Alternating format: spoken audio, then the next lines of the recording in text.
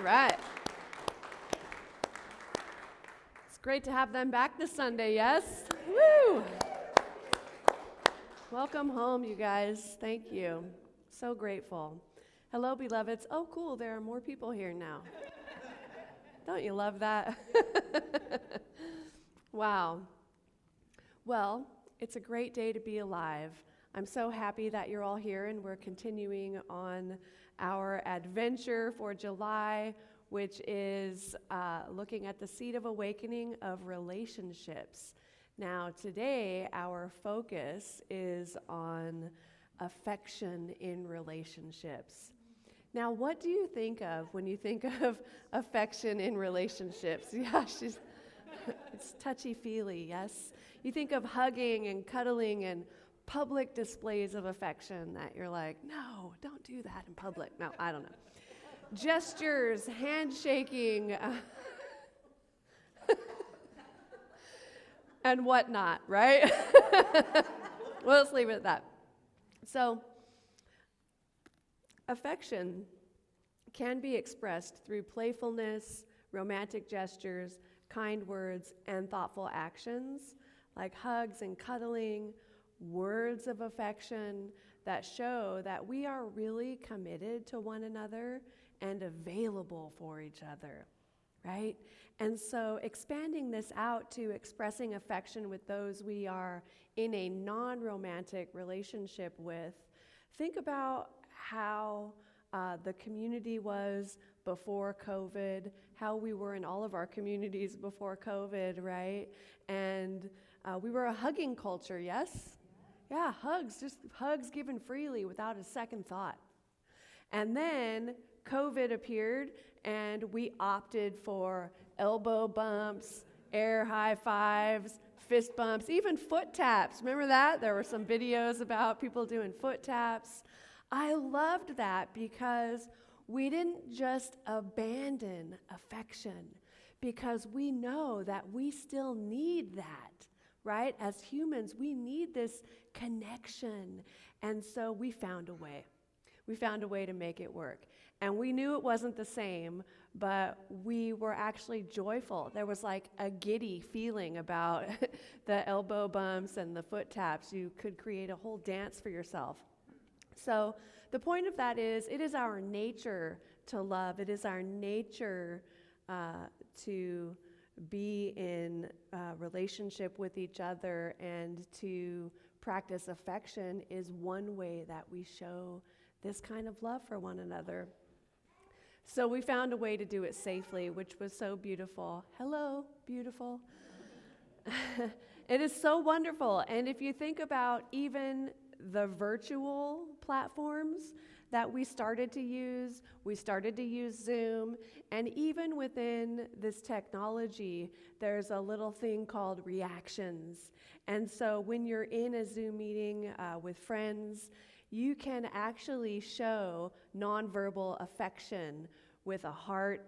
A little heart will pop up on the screen, or a thumbs up will pop up, or an applause. We do that at my day job all the time, and there's just like, now we actually do that in person. It's fun. But it's that nonverbal feedback that creates for us a sense of belonging, a sense of welcome, and a sense of acknowledgement and safety that we all need to feel as the spiritual beings that we are having a human experience. So the word affection comes from affect, or feeling, and on the feeling level, this includes kindliness, considerateness, thoughtfulness, playfulness, and other gestures like giving flowers or remembering a special anniversary. Affection flows from us from a genuine liking of someone, you know? And in his book, David Ryko, our book of the month for this month, How to Be an Adult in Relationships, he said, to give and receive love is our primary need. We express love emotionally, spiritually, and physically, and an affectionate touch or hug from someone who really loves us can penetrate our bodies and restore our souls. All our fears, no matter how deep, can be erased by a single loving touch. So powerful. So affection throughout our life includes being loved as we appear, regardless of what we're wearing, right? Regardless of how our hair is, regardless of whether or not we have makeup on, or regardless of whether or not a man has shaven totally, whatever it is, there's no good or bad in that, by the way. Just whatever it is, being loved with our body shape, our style of grooming, and our choice of clothes, whether or not any of that conforms to the current model of excellence in your mind. And so when in conflict, affection appears through us being patient in working through our mutual concerns. So our way of being present with and for each other is more descriptive of what we are about than anything that we have done or do. So affection includes a sense of nearness, loving presence. We receive real affection when someone is committed to being beside us often. This doesn't mean constant cohabitation, right? But reliable availability.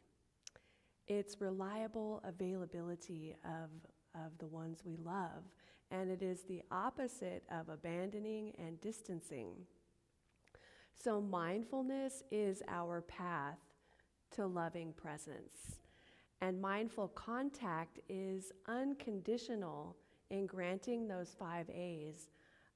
Attention, acceptance, appreciation, affection, and allowing, and unconditioned by the creations of the ego like fear and demand or expectation, judgment, or control, because those push us into illusion, and then we're not able to be fully present in the moment with each other. So the calling for us, the invitation for us, is to let go of those ego constructs and be fully present and available and offer affection to each other with our presence. Have you ever stood in the presence of someone and they're totally there? Right? You can feel it. Yes? It has an impact on you. And there is some kind of exchange of energy that occurs, and it's powerful. And it creates within us that sense of being accepted, acknowledged, paid attention to, and appreciation. Because we are all busy beings, aren't we? Busy little bees. There's so much going on, and there's so much to do, and there's so much to be. And if we can stop for even a couple of moments and be fully present with each other, it's such a gift. It's such a gift. And so we can be mindful of the gift that others are bringing to us with their presence, and also how we are bringing a gift when we are fully present and available. So thank you for offering this level of affection to me today. Thank you, Zoomers, for offering this level of affection to be so present in this room, not only with me, but with each other. This is powerful. We are swimming in the ocean of devotion of love. And it's good. The waters are clear. Yeah. Speaking of clear waters, I was having a spiritual experience this morning, sitting in that chair, looking out. Powerful, yes? It's not just the water, but also the green of the trees and the blue sky. Oh, it's so great to have these shades open. Do you love it? Yeah. I do too. So is the following description of mindful affection familiar to you? You are loved the way you are. The need for affection is fulfilled when you are loved unconditionally all the time and genuinely liked most of the time. This loving and liking is demonstrated both verbally and physically. there's body language, right? And there's that affection of hugs or elbow bumps or whatever it is. But this loving and liking that is demonstrated confers a sense of personal power and actually fosters us being comfortable in our own skin. That feels so good, being comfortable in my own skin. Is that true for you too? Sometimes it takes a while to get there, doesn't it? Yes. But when we do, it's like, oh, hey, this is not so bad. This is actually pretty powerful, you know?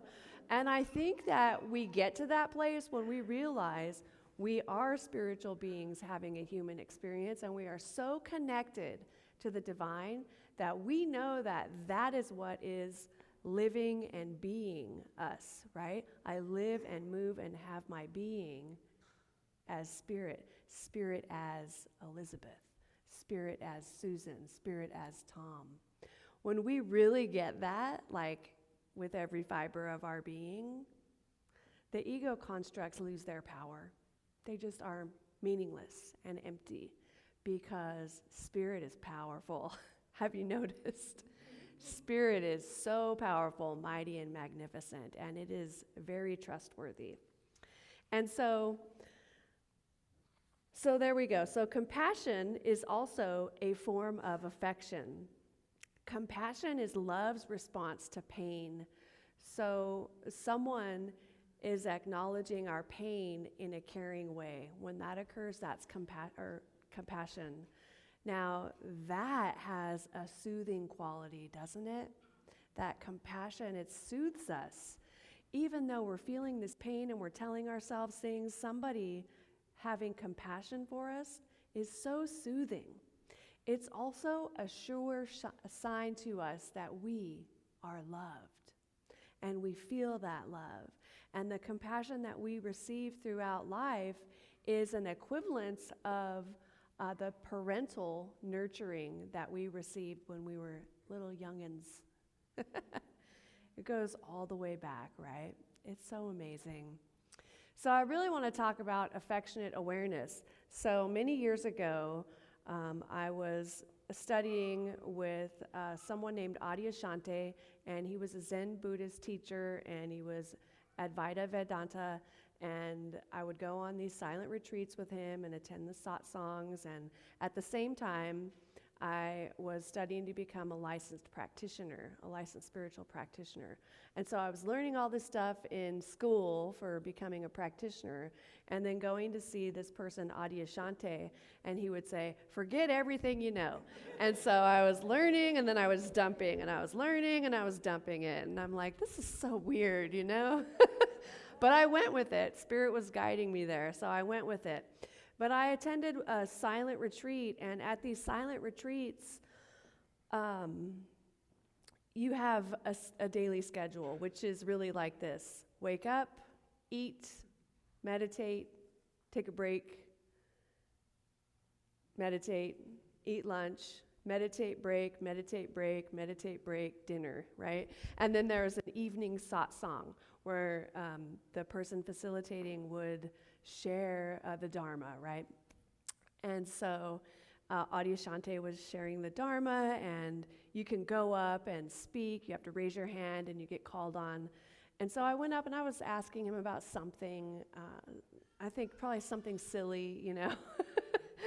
It wasn't silly at the time. But he said something to me that has really stuck with me all this time. And so this is back in 2004, 2005, right?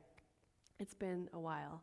Now, he said, Elizabeth, you need to practice affectionate awareness. And I thought, what is that? I didn't know what he was talking about. But I took that. I said, okay, I kind of knew, because up until that moment, I sort of had this way of looking at life negatively. Can you believe that? Me. And I was kind of like, oh yeah, sure, you know, skeptic, cynical, doubting, maybe somewhat dramatic, and yeah, me, I know. And it was just the way that I was moving through the world. I think I just didn't know any different, And so I was slowly learning, and that affectionate awareness, so that became sort of a mantra for me and a North Star, my guiding mantra, And it was like, what is that? What does that mean? And I knew affectionate was like a loving thing. And affectionate seemed like, when you pick up your teddy bear and you love your little teddy, or you pick up your puppy or kitten and you just start petting them and they're so loving. And that sense of sweetness is what I was going with. Like there's a sense of sweetness that I see my life from a way of sweetness. That's how we were all born. We were born into a level of sweetness and tenderness and love, And we had that, and then we had these experiences along the way that altered our experience in that sweetness. Or maybe we were taught we shouldn't be sweet. You shouldn't wear your heart on your sleeve. Did anyone hear that one? What? Okay, whatever. And so we were taught these things that had us build up these structures to protect ourselves from being hurt. And so I was with that, though. Sweetness. There's a sweetness. And so it also meant that didn't mean that I just had to go around being nice to people. It was about my mindset, the way I view the world, the way I pay attention and bring awareness to my thoughts. What am I thinking about? Am I thinking from this space of affectionate awareness? A lot of times the answer was no. And then being able to alter that, right?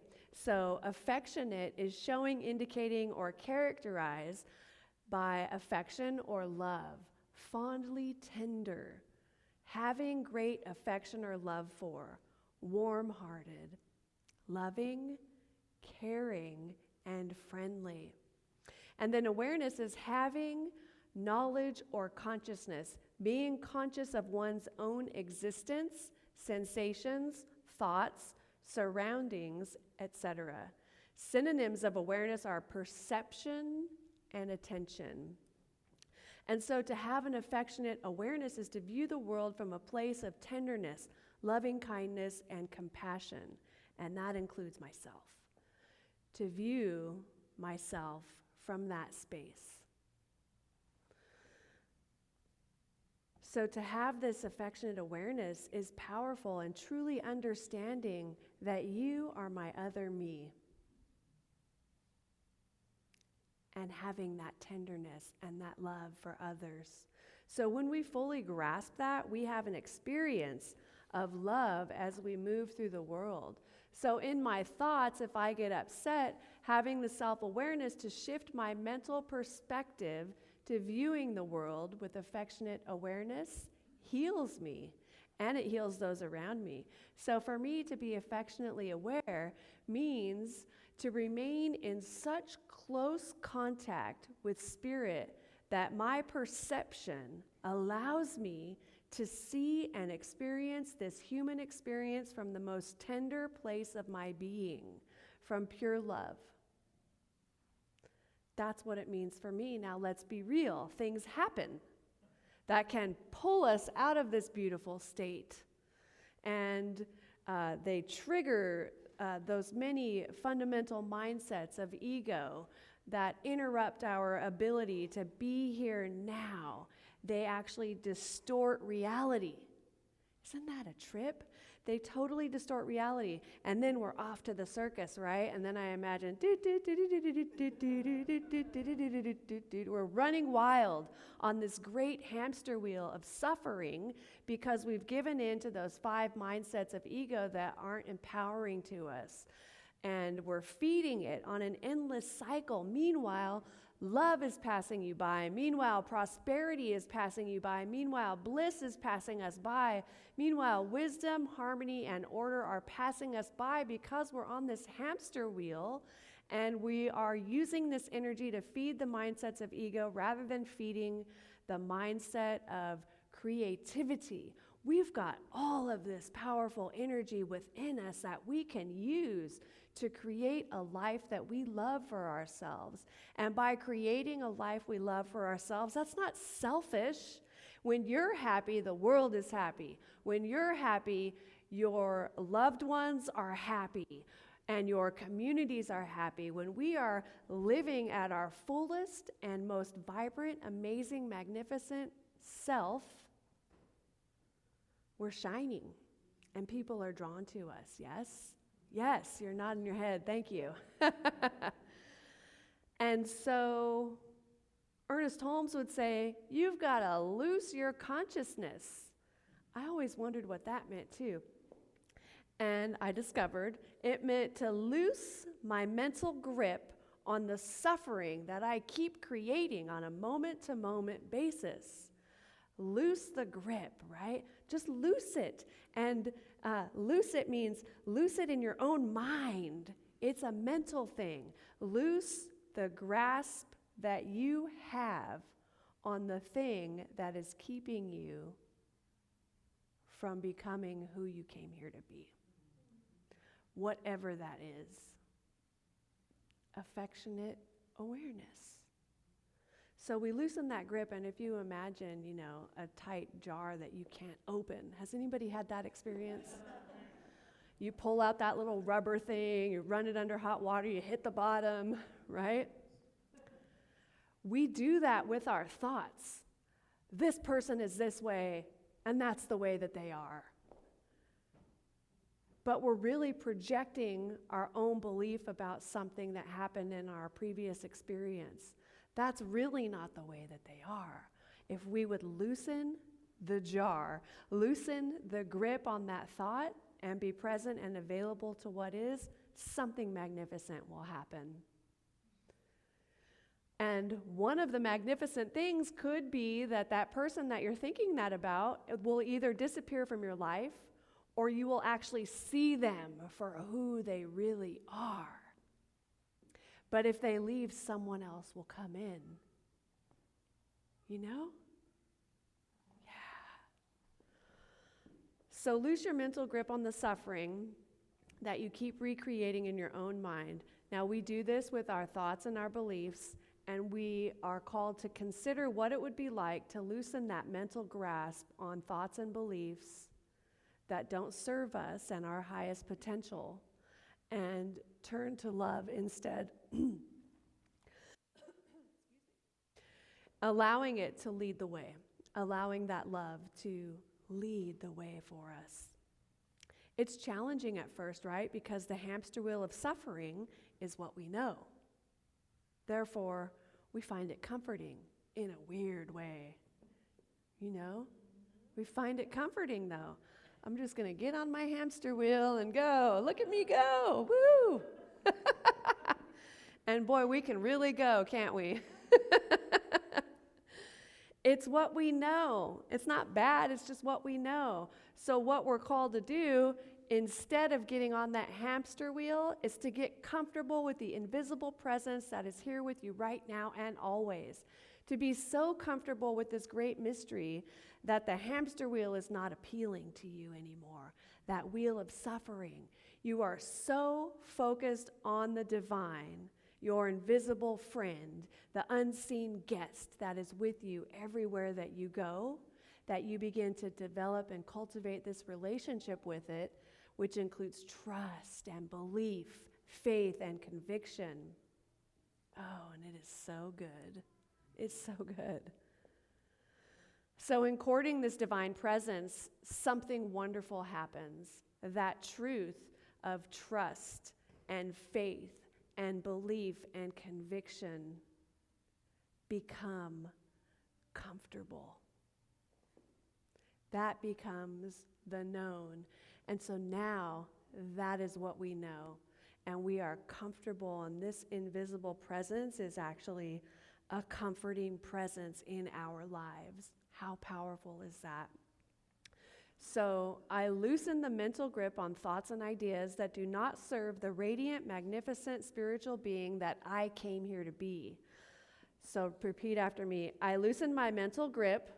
I loosen my mental grip on thoughts and ideas that do not serve the radiant, magnificent spiritual being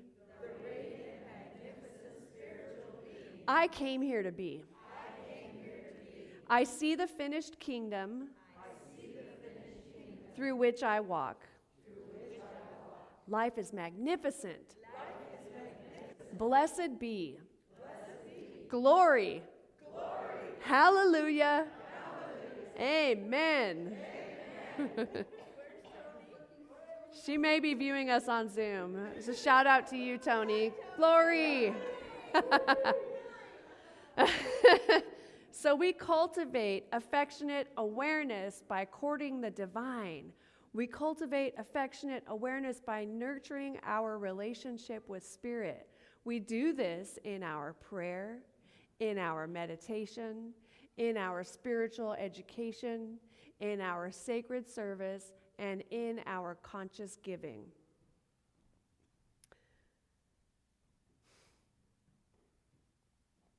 It doesn't happen overnight because this human experience is a wild ride, isn't it? Often chaotic, busy, and sometimes very, very sad. You know? There is a new opportunity for us to practice this practice constantly. So I said I learned about affectionate awareness in 2004, 18 years ago. I think it took about 10 years for me to fully grasp that and to be able to use that in my life and in every experience. So what happens, an experience happens, and then we can either take this path or this path. We have the choice. We are that powerful. And so when we choose the path of affectionate awareness, that other path disappears. It dissolves. But it might come back up. It creeps back up. But it doesn't have the same power because we have cultivated our relationship with the divine. We have cultivated this level of trust with Spirit. And we know that it is the way. As Mando would say, this is the way. No Mando fans in here, I guess. Okay, it's okay. The Mandalorian, anyway. Yeah. All right, so friends, affection is a mindset. Affectionate awareness is a mindset, right? And it's a way of moving through the world. We think of affection as cuddling, hugging, and such, but our call to action is to turn that cuddling and hugging inward and do that with our thoughts and our beliefs. Just try it on, you know? What have you got to lose? We just try that on and do that with our inner child, with those places that scare us, with the fears that we have that we don't speak about to anyone. If we were to come to those with that affectionate awareness, tender, welcoming love, see what happens. You can go back to the other way anytime. So speaking of awareness, I had an experience that I want to share with you. Now, you can have an experience of affection with the God of your understanding if you can presence yourself enough to be tuned into Source as an energy that is active, in motion, and constantly happening. In other words, it's something you are constantly connected to. Now, there was a time in my life when I experienced a relationship breakup. Anyone experienced one of those? Right? Maybe so long ago that you forgot. But I experienced a relationship breakup. Now, I was in love with this man who I could tell was the one for me, and he was the one that I would spend the rest of my life with, but the timing was off for both of us. And so we talked it over, and we chose to go our separate ways. Now, I was devastated in a way that I hadn't been devastated like that before, and I was crying, like ugly crying. You know the kind, like just ugly. It's like, oh my God. Asking God, why did it have to be this way? I didn't understand it. And I was just beginning to cultivate my relationship with Spirit. understanding what it was and where it was. And so I had my doubts about spirit still at that time, and quite honestly, I was a little bit suspicious of what I was learning, wondering, what are they doing here? I wasn't sure of it. Anyway, I'm crying. I have this huge crying fit, the kind that leaves you exhausted, that kind, and out of breath, tired. I needed to lay down, and it was cold in my apartment, and so I got the blankets over me and wrapped myself up and snuggled in, and I began to calm down. Slowly, I began to relax into a gentle meditation. Now, there is a cuddling position called spooning that involves two people lying on their side, facing the same direction, with the little spoons back against the front of the big spoon. And the big spoon will wrap their arm around the little spoon. Like spoons, right? The same way that spoons look when they're stacked. They're just stacked.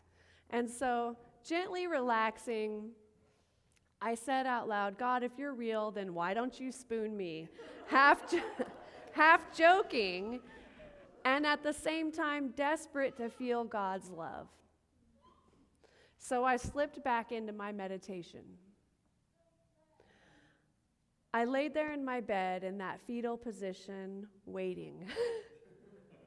And suddenly, I felt an energy push up against my legs and behind my knees. The blankets seemed to be more snugged into me than they were before. And I knew that was God. I knew it. I was being held and cradled by the divine. I was being spooned by God. I felt peace. I felt loved. And then I fell asleep. I was comforted. So don't be afraid to ask God to reveal itself to you. Don't be afraid to ask, to have that be your intention for the day, to have Spirit reveal itself to you wherever you go. And then you begin to look for it everywhere. Because I guarantee that as you do so, you will begin to see it everywhere. And you will know that you are sweetly courting the divine, the secret and unseen guest within all. And each time it shows itself to you, be sure to give thanks once again for its appearance, and it will be sure to return again. Until one day, you will no longer have to ask for it to reveal itself to you. It will simply be with you, in you, as you, and through you. And you will know it like you know your own name. Now, the good news of that story about being spooned by God is I am now with my beloved. We are happily married. Hey, yay! All right, friends, so wrapping this up, in conclusion, practice moving through the world with affectionate awareness. Cause yourself to stop your mind and be with others fully and completely, if only for a moment. Be fully present, if only for a moment. Be conscious of your thoughts and beliefs when they arise, and choose the path of affectionate awareness when anything other than unconditional love arises. And the questions to ask yourself for this week are, what does affectionate awareness mean to me? How will I cultivate my relationship with God this week? What area of my life can I bring affectionate awareness to and transform it? Where have I slipped into fear, desire, judgment, control, or illusion, thereby not being fully present to what is exactly as it is? And lastly, what do I need to loosen my mental grip on? Let's take a deep breath together. And join me in this moment as we turn our attention inward. And it is in this place within me where I know and remember with every fiber of my being that spirit is all that there is. It is all that there ever was, and it is all that there ever will be. And as I remember this truth, I know that it is in me, that it is the thing that has breathed itself into existence as me. It has breathed itself into existence as each individual here. It has breathed itself into existence as the Awakening Way spiritual community. And it is good. And it is magnificent. And so in this moment and going forward from here, I know and remember and claim for each one of us that we remember when we meet and greet each other, we are meeting and greeting our secret and unseen self.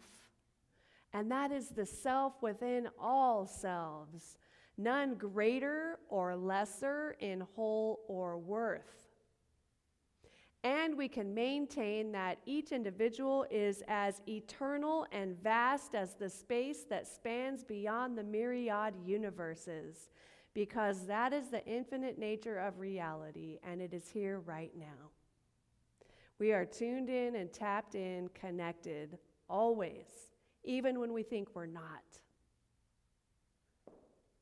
When we think we're not is the great opportunity to loosen our mental grip on that idea. Because we remember that it's not, we'll believe it when we see it. We'll see it when we believe it. And so we go forward through this week believing that Spirit has great affection for us, that we are so loved by it beyond our wildest imagination. And it is guiding us and directing us. It's nudging us from the inside into the becoming of who we came here to be, our highest potential. And so I'm grateful for that. I'm grateful to know that we each remember this affectionate awareness with our thoughts, with our feelings, with our friends, with those who we perceive as non-friends, or whatever we choose to call them. Affectionate awareness. This is the path. This is the way for this week. And so we go forward with great love and warmth and tenderness for ourselves and all of life. And it is so good. Thank you, Spirit, for speaking this word through me. Thank you, Spirit, for allowing this truth to be revealed on this glorious, magnificent day. Life is so good, and I know that all of our needs are met. I know that healing is happening right now, that vibrant health is happening right now, that prosperity is happening right now, that each individual feels the love of the divine right now. And it is so good, and I am so grateful. I release this prayer now knowing it is so, and so it is.